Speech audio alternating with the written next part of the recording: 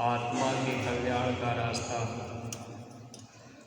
गुरु महाराज ने हम जीवों को दया कृपा करके दे दी। यह मानव तन हम लोगों को परमार्थ बनाने के लिए, परमार्थ कमाने के लिए, अपने घर जाने के लिए ही मिला है। बाकी जितने भी संसार में जीव हैं वो अपनी आत्मा का कल्याण नहीं कर सकते।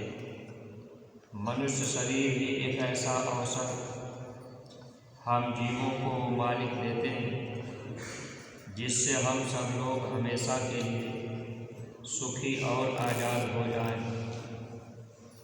जब तक हम आप इस संसार में 84 में जन्मते मरते रहे, वहाँ हम आप धन दौलत इकट्ठा करने में अपना समय बिताते रहे। चूहे को देखा जाए वो भी अपने लिए कुछ न कुछ अनाज इकट्ठा करता है। पक्षियों को देखा जाए गेहूं की बाली पक जाती है तो उसे भी काट करके वो अपने पास रख लेते हैं। लेकिन मनुष्य शरीर में आने के बाद अगर हम लोग केवल यही सोचते रहे कि मेरे पास धन दौलत रुपया पैसा हो जाए, हम सुख आराम से अपना जीवन गुजारेंगे, तो ये हम लोगों की एक तरह से सोच जो है बहुत ही छोटी होगी। इसलिए परमार्थी प्रेमी भाई बहनों, मनुष्य शरीर में आने के बाद अगर जीवन में सच्चे सद्गुरु मिल गए तो एक लक्ष्य अपना ये बनाना चाहिए कि हमें अपने सच्चे देश जाना है। जब तक इस संसार में हम आप दुनियावी चीज़ों को पाने की इच्छा रखेंगे, फिर हमको आपको यहाँ जन्म लेना पड़ेगा। इसलिए महापुरुष हम जीवों की इच्छाएं हर तरह से मिटाने की कोशिश करते हैं। चाहे खाने पीने की इच्छा हो, चाहे अच्छे कपड़े पहनने की इच्छा हो, भोग विलास की इच्छा हो, अच्छे घर मकान की इच्छा हो, तो महापुरुष तो हम जीवों के जीवन को सादा जीवन बनाना चाहते हैं। सादा जीवन, शुद्ध विचार और मेहनत ईमानदारी की कमाई अगर हो जाए तो जीवन में हम आप सच्चा सुख हासिल कर सकते हैं। अक्सर ये देखा जाता है कि जब भी हम जीव भक्ति के रास्ते पर आते हैं तो हम लोगों की इच्छाएं सांसारिक होती हैं। जैसे ज़्यादातर हम आप प्रेमी भाई बहन ये सोचते हैं कि हम सेवा में चल रहे, हम सेवा कर रहे, गुरु महाराज की दया हो जाए, मेरा ये मकान बन जाए। ये इच्छा हम लोगों की लगी रहती है। अब कोई बीमारी में है, कोई मुकदमा किसी का हो गया, आदमी सोचता है कि हम गुरु महाराज के पास सेवा करेंगे, लेकिन हम मुकदमा जीत जाएं। पढ़ने वाला विद्यार्थी चाहता है कि गुरु की दया हो जाए, हमको नौकरी मिल जाए। यानी इच्छाएं हम लोगों की संसार की ही बनी रहती हैं। जबकि महात्मा जब इस धरती पर मिलते हैं तो हम लोगों को नाम की दौलत देकर महापुरुष चाहते हैं कि ये जीव अपने सच्चे देश निकल चले। परमार्थी प्रेमी भाई बहनों, इसीलिए महापुरुषों ने कहा भी था, दीन गरीबी बंदगी साधन के अधीन, ताके संग मैं रहूं ज्यों पानी संग नीन। जैसे पानी के साथ मछली रहती है, वैसे ही सद्गुरु भी दीन जीवों के साथ, गरीब लोगों के साथ, यानी जिनके अंदर बिल्कुल दीनता आ गई, विनम्रता आ गई, ऐसे जीवों के साथ सद्गुरु भी बराबर मौजूद रहते हैं। सद्गुरु चाहते हैं कि जीव इस संसार सागर से निकल चले। लेकिन परमार्थी प्रेमी भाई बहनों, मन की इच्छाएं अनंत रहती हैं और ये मन हम लोगों को दूसरे के सामानों को दिखाकर जैसे अपने बगल के पड़ोसी के पास मकान अच्छा हो गया या उनके पास कोई गाड़ी हो गई, तो अपना भी मन ये कहता है कि मेरे पास भी अच्छे मकान हो जाएं। अब हम आप सांसारियों की तरफ ध्यान देने लगते हैं, जबकि अक्सर हम आप ये इतिहास सुनते जानते भी हैं। जिन लोगों ने उस मालिक को पाया, जिन लोगों ने भक्ति की, जिन लोगों ने साधना की, वैसे साधना गरीबी में ही हुआ करती। अपने गुरु महाराज जब अपने गुरु के पास आए, साधन भजन जब गुरु महाराज करते थे, देखिए एक ही धोती पहन करके अपना गुजारा किया करते थे। एक बार दादा गुरु जी ने पूछा, स्वामी जी महाराज से दादा गुरु जी ने कहा, फलाने दास, तुम ये धोती इतनी गंदी क्यों पहने हो? स्वामी जी महाराज डरते डरते बोले कि हुजूर मेरे पास एक ही धोती है। दादा गुरु जी ने कहा कि इसको फाड़ करके 2 टुकड़े कर दो, एक टुकड़े इसको साफ करके सुखा लेना, उसको पहन लेना, फिर इसको भी साफ कर लेना। इतनी बात सुन करके गुरु महाराज बहुत खुश हो गए। देखिए परमार्थी प्रेमी भाई बहनों, इतिहास अक्सर अगर हम आप देखते हैं तो गरीबी में लोग साधना कर लेते हैं। इसलिए दीनता और गरीबी ये परमार्थ के लिए लाभकारी हुआ करता है। और हम सब प्रेमी भाई बहन ये सोचने लगते हैं कि मेरे पास धन दौलत हो जाए। कभी कभी कुछ गरीब तबके के जो सत्संगी होते हैं, कभी जब धन की सेवा लगाई जाती है, अब कोई पैसे वाला व्यक्ति ज़्यादा धन दे दिया तो हम आप ये सोचते हैं कि मेरे पास भी धन होता तो हमको भी ये सेवा करने का मौका मिलता। लेकिन परमार्थी प्रेमी भाई बहनों, सद्गुरु इस संसार में जो जगत का व्यवहार है, उस व्यवहार को भी निभाते हैं और अपने सच्चे भक्तों के साथ सद्गुरु हमेशा प्रेम करते रहते हैं, उन पे दया करते रहते हैं। इसलिए अपना भाव दीनता का होना चाहिए। अगर गरीबी भी है तो हमको आपको कभी भी तकलीफ़ नहीं होनी चाहिए।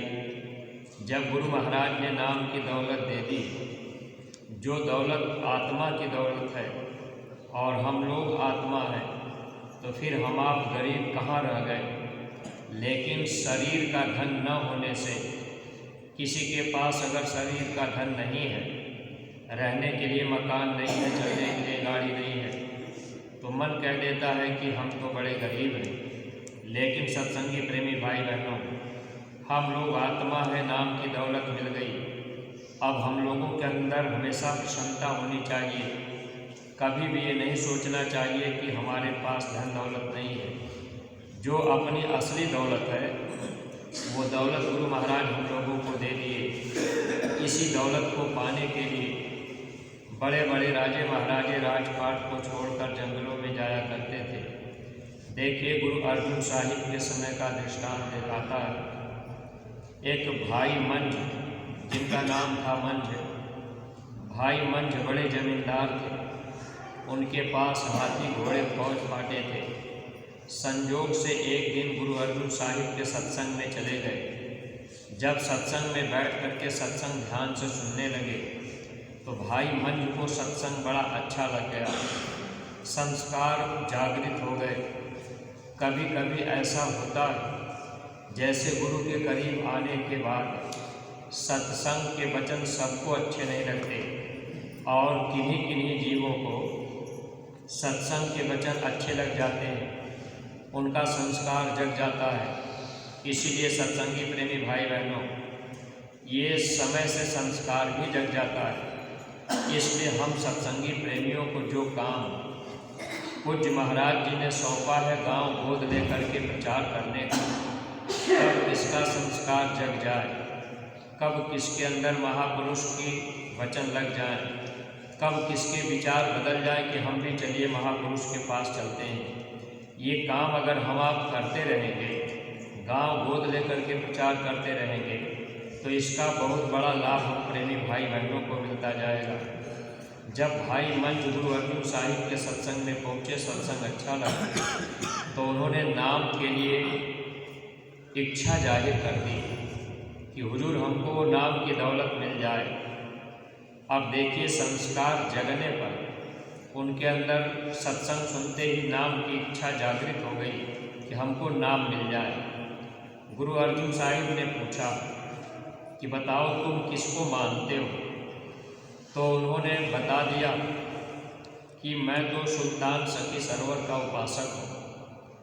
अब देखिए, उस समय गुरु अर्जुन साहिब ने उनसे कहा, अच्छा तुम सुल्तान सखी सरवर के अगर उपासक हो, तुम्हारी इच्छा है कि हमको नाम मिल जाए, तो जाओ तुम अपने घर वापस जाओ और जिस पीर खाने में सुल्तान सखी सरवर को रखे हो उसको तोड़ करके तुम उनको हटा दो, तब मैं तुम्हें नाम दूंगा। सत्संगी प्रेमी भाई बहनों, देखिए आज हम लोगों को गुरु महाराज इतनी सरलता से नाम दान दिए। गुरु महाराज ने कोई चीज़ हम लोगों की छुड़वाई नहीं। अगर हम लोग देवी देवता की पूजा पाठ करते रहे, राम कृष्ण की पूजा पाठ करते रहे, तो गुरु महाराज ने ये नहीं कहा कि आप इनकी पूजा छोड़ दो तब नामदान मैं दूंगा।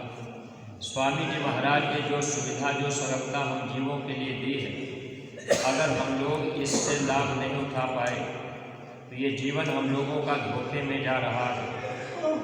प्रार्थना में प्रेमी गाया करते हैं, पा चुके जितनी सुविधा फिर ना पाओगे, ध्यान अब भी ना दोगे तो पछताओगे।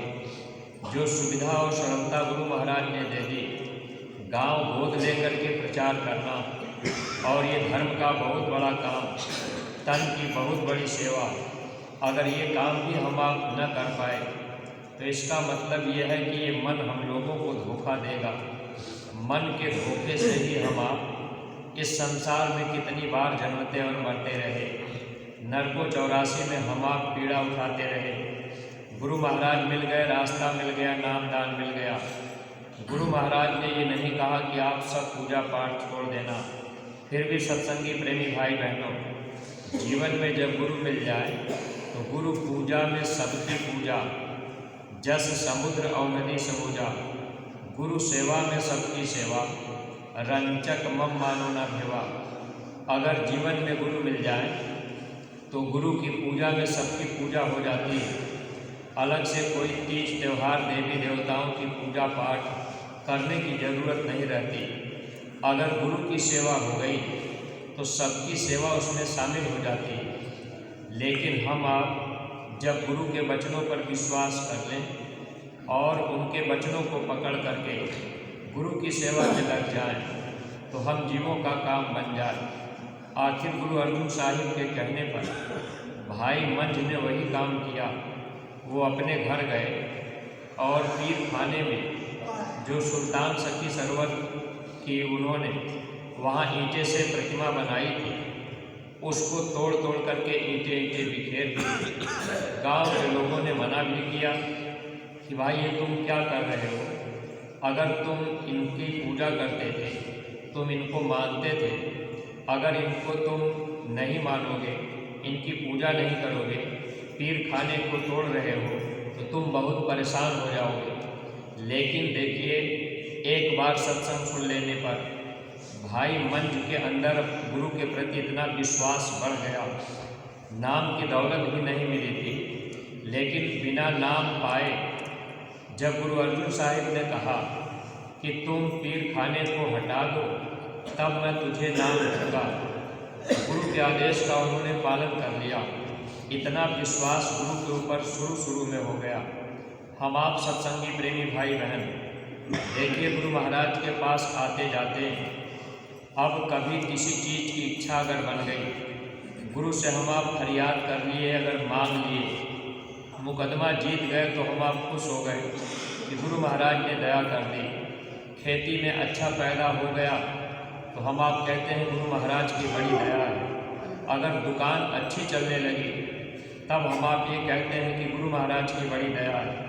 अगर थोड़ा सा खेती में पैदा कम हो, दुकान अच्छी न चले, फिर हम आप देखिए कितना रोने लगते हैं। फिर ये मन धोखा दे जाता है, फिर हम लोग सेवा से वंचित हो जाते हैं, गुरु से अपना प्रेम कम कर देते हैं। लेकिन देखिए भाई मंज, अब उन्होंने क्या काम किया। गांव के लोगों के मना करने पर भी वो बात को नहीं माने। आखिर सुल्तान सखी सरवर के जो उन्होंने अपने घर में पीर खाना बनाई, ईंटे ईंटे बिखेर दिए, तब गुरु अर्जुन साहिब के सामने गए और उनसे फिर नाम की बख्शीश मांगी। गुरु अर्जुन साहिब ने नाम की दौलत दे दी, नाम दान मिल गया। फिर वो रास्ता पा लिए, सुमिरन ध्यान भजन में लग गए। लेकिन हुआ क्या, कुछ ही दिन बीता। अब उनके घर में एक तरफ से तकलीफ आने लगी। कभी हाथी मर गई, कभी घोड़े मर गए, कभी और कुछ नुकसान हो गया, कभी कोई बीमारी में हो गया। यानी हर तरह से उनके सामने तंगी आने लगी। इतना तक हुआ कि वो बिल्कुल गरीब हो गए। अब गांव के लोग कहने लगे कि तुम फिर से सखी सरवर के मंदिर को बना दो, वरना तुम परेशान रहोगे। तुम्हारे गुरु तुम्हारी कुछ भी रक्षा नहीं कर पाएंगे। दुनिया के लोग गुरु से विश्वास हटाना भी चाहते थे, लेकिन भाई मंज का विश्वास अपने गुरु के प्रति ऐसा था कि वो किसी के कहने में नहीं आए। अब सब कुछ उनका खत्म हो गया।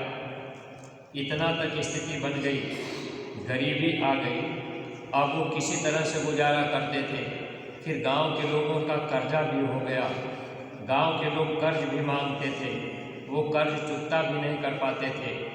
इस तरह की स्थिति भाई मंज की बन गई। लेकिन गुरु के प्रति उनका विश्वास बड़ा दृढ़ रहा। धीरे धीरे समय ऐसे गुजरता गया। एक दिन गुरु अर्जुन साहिब ने एक शिष्य को भेजा, कहा कि ये चिट्ठी लेके जाओ, भाई मंज को देना, लेकिन इसकी कीमत 20 रुपये लेना। देखिए, चिट्ठी का मतलब संदेश होता है। जैसे अपने गुरु दरबार से कोई संदेश हम लोगों के बीच जाता है, तो हम लोग उस संदेश पर, उस आदेश पर विशेष ध्यान नहीं दे पाते। जबकि परमार्थी प्रेमी भाई बहनों, अगर गुरु दरबार से कोई संदेश जाए, अगर उस पर हम आप ध्यान नहीं दे पाए, इसका मतलब ये होता है कि गुरु से हम लोगों का प्रेम नहीं हो पाया। इसलिए हर परमार्थी प्रेमी भाई बहनों को ध्यान रखना चाहिए। अपने संगत में जो व्यवस्था बनाई गई है, न्याय पंचायत स्तर पर जिम्मेदार बनाए गए, ब्लॉक स्तर पर बनाए गए, तहसील और जिले स्तर पर कोई भी संदेश जिले में गया, जिले से होकर के ब्लॉक में, न्याय पंचायत में, और ये संदेश गांव-गांव पहुंच जाता है। कोई सेवा लगी, ये सूचना हमको आपको मिल जाती है। और मान लीजिए जिले से संदेश, मथुरा से संदेश जिले में गया, जिले के जिम्मेदार तहसील ब्लॉक के लोगों को नहीं बता पाए, और ब्लॉक तहसील के लोग नीचे न्याय पंचायत को नहीं बता पाए। न्याय पंचायत के जिम्मेदार अगर उस संदेश को प्रेमी तक नहीं पहुंचा पाए, तो इसका मतलब ये है कि जो हम आप जिम्मेदारी लेकर गुरु के काम को करने के लिए और अपनी जीवात्मा का कल्याण चाह रहे, ये कैसे संभव हो सकता है। ये गुरु का संदेश है, गुरु की चिट्ठी है। अगर उसको हम आप सही तरीके से पहुंचा दिया करें और कोई सत्संगी ये न कहने पावे कि हमको इस बात की जानकारी नहीं। जैसे इस समय गुरु महाराज के पावन जन्मभूमि पर इस समय सेवा का कार्य चल रहा, जिले में जो भी राजगीर, मिस्त्री, सेवादार, हर तरह के लोगों की यहाँ ज़रूरत है। अगर जिले के जिम्मेदार हर प्रेमियों तक ये सूचना संदेश पहुँचावें, तो निश्चित ही कुछ न कुछ प्रेमी समय निकालेंगे। और संदेश मिलने के बाद अगर प्रेमी समय न निकाल पावें, तो फिर प्रेमी का प्रेम गुरु से कैसे हो सकता है। फिर हम आप कैसे सोच रहे कि हमारी जीवात्मा का काम गुरु महाराज कर देंगे। भाई मंज ने देखिए, गरीबी आने पर जब शिष्य चिट्ठी लेके पहुंचा, तो उस समय शिष्य ने कहा भाई मंज से कि गुरु महाराज का संदेश तुम्हारे लिए आया है, ये चिट्ठी में संदेश लिखा है, लेकिन इस चिट्ठी की कीमत 20 रुपये चुकानी पड़ेगी। उस समय इतनी गरीबी थी कि 20 रुपया भी भाई मंज नहीं दे पाते थे। लेकिन उन्होंने अपनी स्त्री से सलाह किया कि आखिर बताओ, गुरु महाराज का संदेश आया है, चिट्ठी आई है और मेरे पास 20 रुपये नहीं है, आखिर मैं क्या करूं। उनकी स्त्री भी गुरु भक्त रही। उन्होंने कहा कि ये मेरे कानों में, नाकों में, जो हाथों में चूड़ियाँ जेवर हैं, आप इनको बेच दीजिए और वो चिट्ठी ले लीजिए। आखिर भाई मंझ ने वही काम किया जो घर में उनकी स्त्री के पास जेवर थे, उनकी लड़की के पास भी कुछ जेवर था, उसको ले जा कर के सुनार के पास बेचे। सुनार ने उसकी कीमत मात्र 20 रुपये ही बताई कि इसकी 20 रुपये कीमत मिलेगी। भाई मंझ ने कहा ठीक है, दे दीजिए। अब 20 रुपये ले करके चिट्ठी तो उन्होंने ले ली और 20 रुपये अपने गुरु भाई को दे दिए। इधर चिट्ठी ले करके वो अपने माथे लगाते, चिट्ठी को चूमते, कभी छाती से लगाते। इतना प्रेम गुरु के संदेश से था, चिट्ठी से। ऐसा प्रेम हम लोगों के अंदर प्रकट ही नहीं हो पाता। कभी हम लोग इस पर विचार ही नहीं कर पाते कि हमारा गुरु से प्रेम बढ़े। परमार्थी प्रेमी भाई बहनों, दुनिया का कोई संदेश नातेदारी, रिश्तेदारी से आ जाता है, उसके लिए हम आप कितने चिंतित हो जाते हैं। अगर कोई रिश्तेदार हमसे, आपसे कहते हैं कि भाई हमारे यहाँ आना है, यहाँ ज़रूरी काम है, यहाँ शादी पड़ी है, आपको आना है, उसके लिए हमको आपको फिक्र हो जाती है। और गुरु के संदेश के लिए, गुरु के काम के लिए हम लोगों के अंदर चिंता होती ही नहीं।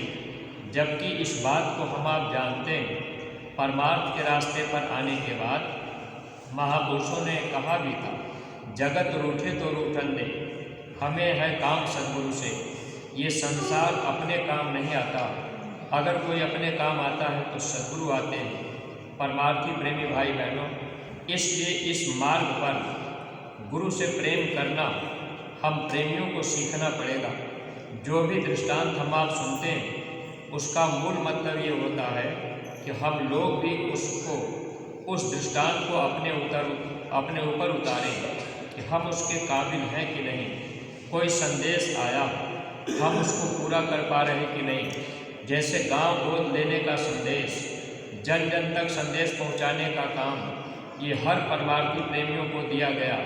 अगर ये चीज़ हम लोग अपने अंदर में नहीं उतारे, गुरु के वचन से प्रेम नहीं हुआ, गुरु का संदेश हम आप एक गांव गोद लेकर के, जिम्मेदार बन करके घर घर नहीं पहुंचा पाए, तो फिर हम गुरु के प्रेमी कहाँ रह पाए।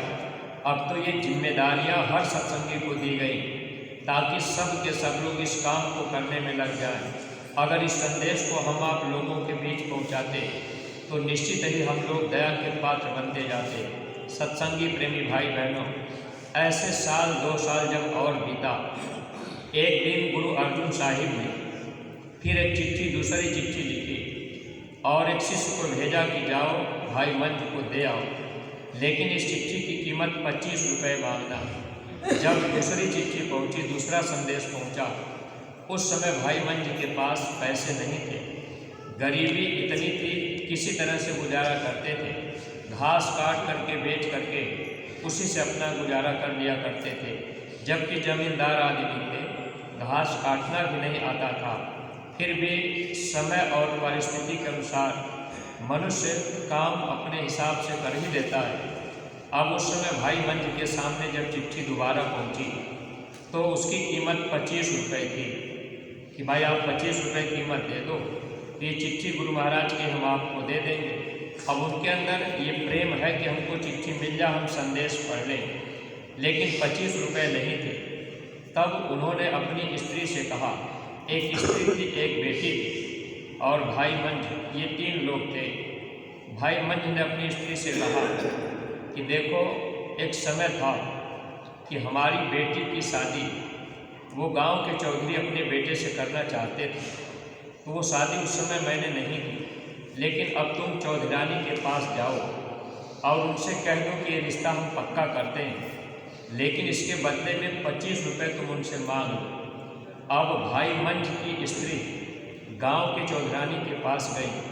उन्होंने कहा कि अब हम अपनी बेटी की रिश्ता आपके बेटे के साथ करने के लिए तैयार हैं, लेकिन हमें 25 रुपये दे दीजिए। आखिर चौधरानी ने 25 रुपये दे दिए। जब वो 25 रुपये लेकर के आई तो अब भाई मंझ ने 25 रुपये दे करके शिष्य को, गुरु भाई, अब उन्होंने चिट्ठी ले ली। फिर उस चिट्ठी को प्रेम से माथे लगाए। फिर उन्होंने अब चिट्ठी लेकर के छाती से लगाए कभी चिट्ठी को चूमते थे। इतना प्रेम था गुरु के संदेश को जानने के लिए। प्रेमी भाई बहनों, इस तरह से भाई मंझ का जीवन गरीबी में निकल रहा था और गुरु परीक्षा भी उनकी ले रहे थे कि आखिर ये कब तक मुझसे प्रेम करता है। गांव घर के अगल बगल के लोग कहते थे कि ऐसे गुरु से क्या मतलब जो तुमको इतना गरीब बना दिए, तुम्हारा सब कुछ खत्म हो गया। जब उनका सब कुछ खत्म हो गया, कहीं गुजारा होने के लायक नहीं था, तब गुरु अर्जुन साहिब अपने पास बुला लिए। जब भाई मंझ उनके पास अपने गुरु के पास रहने लगे, एक दिन गुरु अर्जुन साहिब घूमते हुए गए, प्रेमियों से पूछे कि ये भाई मंझ रोटी कहाँ खाता है। तो लोगों ने कह दिया कि लंगर में सेवा करता है, भंडारे में, और वही भोजन कर लेता है, रोटी खा लेता है। तो गुरु अर्जुन साहिब ने शिष्यों के बीच में कहा कि उससे कह देना कि वो और भी सेवा किया करे, केवल रोटी खाने के लिए सेवा करता है लंगर में, और भी सेवा कर लिया करे। अब वो लकड़ी जंगल से ले आते थे, भंडारे में थोड़ा डालते थे, रोटी खा लेते थे, भजन करते थे। संयोग से उनकी स्त्री भी इस बात को सुन ली। उनकी स्त्री ने जाकर के बता दी कि आज गुरु महाराज कह रहे थे कि केवल लकड़ी भंडारे में थोड़ा डाल करके रोटी खा लेता है लंगर में और सेवा कर लेता है, पूरा परिवार उसी भंडारे में सेवा भी करता था। तो स्त्री ने बताई कि गुरु महाराज ने कहा कि और भी सेवा किया करे। तो देखिए, भाई मंझ 12 बजे रात को जंगल में निकल जाते थे, कुल्हाड़ी लेकर के लकड़ियाँ काटते थे और लकड़ियों को बेच करके ले आते थे, उसको सेवा में लगाते थे। अब भंडारे में भी सेवा करते थे, यानी सेवा में भी लगन थे और गुरु के वचन निभाने का पूरा वो प्रयास करते थे। एक दिन लकड़ियाँ काट करके जब गट्ठर उठाने लगे, तेज हवा आंधी चलने लगी। जब वो गट्ठर उठाते, हवा ढकेल देती। अब अकेले जंगल में लकड़ियों को किसी तरह से उठाते, फिर ले करके जब चले तो तेज आंधी और बरसात हुई। आंधी के झटके से बारिश भी हुई थी। अब वो जब जा रहे थे रास्ते से, एक बगल में एक कुआं था, उसी कुएं में वो गिर गए, लकड़ियाँ भी गिर गई। गुरु बेखबर नहीं होते। हम आप चाहे जहाँ कहीं भी रहें, कोई भी घटना होती है, गुरु को खबर रहती है, वो जानते रहते हैं, उनको सब कुछ मालूम रहता है। हम आप कहीं भी रहें, महात्मा हमेशा दया करते हैं। क्योंकि स्वामी जी महाराज के समय की एक घटना है। एक बार स्वामी जी महाराज अपने आश्रम पर थे और संजोग से प्रेमी बस के द्वारा मथुरा आ रहे थे। एक बस जो है पुल नदी क्रॉस कर रही थी, लेकिन ड्राइवर तेज रफ्तार से गाड़ी ले आ रहा था, तो वो बस पुल से आधी नीचे उतर गई थी और आधा पुल पर टिकी थी। यानी इतना बैलेंस जैसे तराजू का पलड़ा हो। आधी बस पुल नदी में गिरने के कगार पे है, आधी ऊपर है। अगर एक भी आदमी उसमें हड़बड़ा जाते तो बस नीचे नदी में गिर जाती है। उस समय स्वामी जी महाराज आश्रम में गुरु महाराज ने प्रेमी से चाकू मांगे और अपनी अंगुली थोड़ी सी काट दी। अंगुली से खून गिरने लगे। इस रहस्य को कोई नहीं समझ पाया। कुछ घटनाएं कभी कभी ऐसी होती हैं। प्रेत आत्माएं भी हमेशा जीव से कोई न कोई घटना करके बदला लेने का प्रयास करती हैं। अब वो उसको तो गुरु महाराज जानते हैं कि आखिर उसको किस चीज़ की ज़रूरत है। परमार्थी प्रेमी भाई बहनों, गुरु कहीं भी रहें, हम आप कहीं भी रहें, अगर प्रेम सच्चा है तो गुरु हर समय हमारी आपकी खबर लेते हैं, जानते हैं। वो हमेशा हम लोगों के अंग संग रहते भी हैं। देखिए, जब ही भाई मंझ जब कुएं में गिरे, उस समय गुरु अर्जुन साहिब ने कहा, अरे रस्सी ले आओ। जल्दी कुएं के पास घर की तरफ दौड़ गए कि रस्सी लेके आओ। पीछे पीछे प्रेमी भी रस्सी लेकर के, तख्ता लेकर के दौड़े कि आखिर क्या हो गया। कुएं के पास जाने के बाद गुरु अर्जुन साहिब ने कहा कि इसमें रस्सी में तख्ता बांध के नीचे डाल दो और मंझ से कहो कि वो तख्ते पर बैठ जाए, रस्सी पकड़ ले और ऊपर आ जाए। जब प्रेमियों ने रस्सी नीचे डाली, तख्ता नीचे डाल दिया, तो प्रेमियों ने कहा कि ये तुम पकड़ करके तख्ते पर बैठ जाओ, रस्सी पकड़ लो और ऊपर आ जाओ। उस समय भाई मंझ ने कहा कि पहले ये लकड़ियाँ निकलेंगी, तब मैं बाद में निकलूँगा। परमार्थी प्रेमी भाई बहनों, शिष्यों ने दोहरा भी दिया कि अरे तुम छोड़ दो लकड़ी को, तुम अपनी जान बचाओ, तुम बाहर निकल आओ। लेकिन देखिए ऐसी परिस्थिति और इतनी परीक्षा के बाद भाई मंज का मन अपने गुरु से खराब नहीं हुआ। हम लोग विचार करें, थोड़ा बहुत अगर कभी गरीबी आ जाती है, कभी बीमारी परेशानी आ जाती है, तो हम लोगों का मन कितना खराब हो जाता है। 2, 4, 10, 20 दिन अगर हम आप कहीं अस्पताल में झेल लिए तो मन कहता है कि भाई गुरु महाराज दया नहीं कर रहे। अब हम लोग जो है इस तरह से इस परमार्थी राह पर सफल होने के लायक जल्दी बन नहीं पाते। भाई मंज ने आवाज़ लगाई कि नहीं, पहले लकड़ी निकलेगी उसके बाद मैं निकलूँगा। आखिर हुआ वही, पहले लकड़ी जब निकाली गई तो फिर भाई मंज निकल के बाहर आए। उस समय गुरु अर्जुन साहिब ने कहा कि चाहे जो भी आए तो हमसे मांग ले, हम तुमको सब कुछ दे सकते हैं, हम तुमसे बहुत खुश हैं। भाई मंज ने कहा गुरु महाराज, हमको दुनिया की और कोई चीज़ नहीं चाहिए, हमको तो केवल आप चाहिए, आप मिल जाए बस, हमको और कोई भी चीज़ नहीं चाहिए। सत्संगी प्रेमी भाई बहनों, हम आप इस संसार में कितनी बार जन्मे मरे, कितनी तकलीफ़ें सहें, अब की बार हम लोगों का ये सौभाग्य है कि गुरु महाराज ने हम लोगों के बाँह को पकड़ लिया और हम लोगों को जो सेवा और भक्ति करने का मौका मिला हुआ, अगर इस अवसर पर हम आप चूक जाएंगे तो पश्चाताप करना पड़ेगा।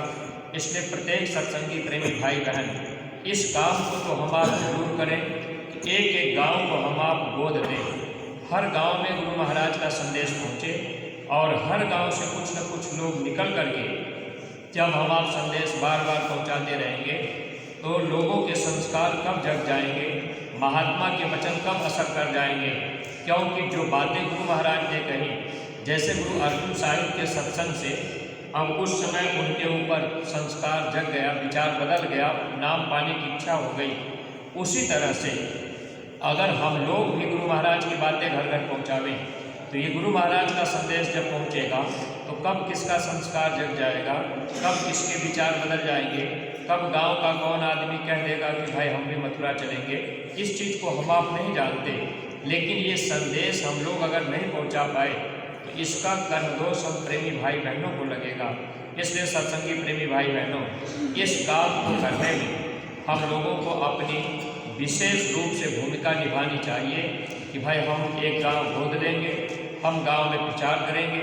जब आगे होली का कार्यक्रम होगा तो नए लोगों को तैयार करके मथुरा ले चलेंगे।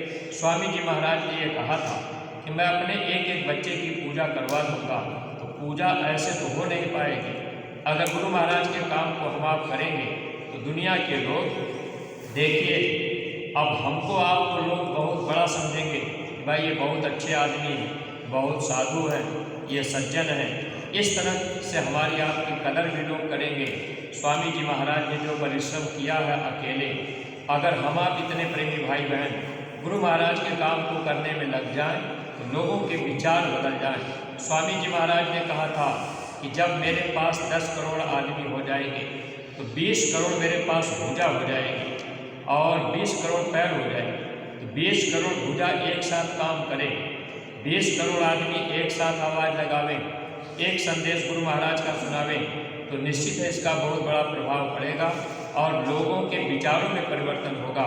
ये वैचारिक क्रांति जल्दी से फैल जाएगी और परमार्थी प्रेमी भाई बहनों, इसमें हम लोगों का परमार्थ बन जाएगा। जो भी प्रेमी भाई बहन हम आप गुरु महाराज के इस पावन जन्मभूमि पर सेवा करने के लिए पधारे हुए हैं, निरंतर जो भी सेवा हमको आपको मिल रही है बराबर सेवा करते रहें। अन्य प्रेमी भाई बहनों को भी प्रेरित करें कि लोग सेवा का लाभ उठा लें। अभी पूज्य महाराज जी यहाँ रुकेंगे, जब तक महाराज जी यहाँ रुकेंगे प्रेमी आते रहेंगे, सेवाएं होती रहेंगी, इसका लाभ हम प्रेमी भाई बहनों को मिलता रहेगा। परमार्थ हम लोगों का बन जाए, मालिक से हम आप यही प्रार्थना करते रहें। साधु गरीबी में होती है, इसलिए कभी भी हम आप ये न सोचें कि हमारे पास संसार की दौलत हो जाए। अगर संसार की दौलत हो गई तो निश्चित है कि ये मन है, तमाम तरह के मन के अंदर उमंगें पैदा होंगी, हम आप इसी संसार की चीज़ों को इकट्ठा करने में लग जाएंगे। इसलिए उतना मिले जितना से अपना शरीर चले, कपड़ा मिल जाए और रोटी मिल जाए, दरवाजे पर कोई आ जाए उसको हम आप रोटी खिला लें। इतना मालिक से हम आप प्रार्थना करते रहें, और अगर प्रार्थना करते रहेंगे दया मिलती रहेगी, लोक परलोक का लाभ हम प्रेमी भाई बहनों को मिल जाएगा। इन्हीं शब्दों के साथ में हम अपनी वाणी को विराम दे रहे हैं। कोई बात अगर अटपटी लगी हो तो आप लोग अपना छोटा भाई समझकर क्षमा कीजिएगा। सब लोग प्रेम के साथ मालिक के पावन नाम का उच्चारण करेंगे। जय गुरुदेव। सब लोग सामूहिक उच्चारण करें। जय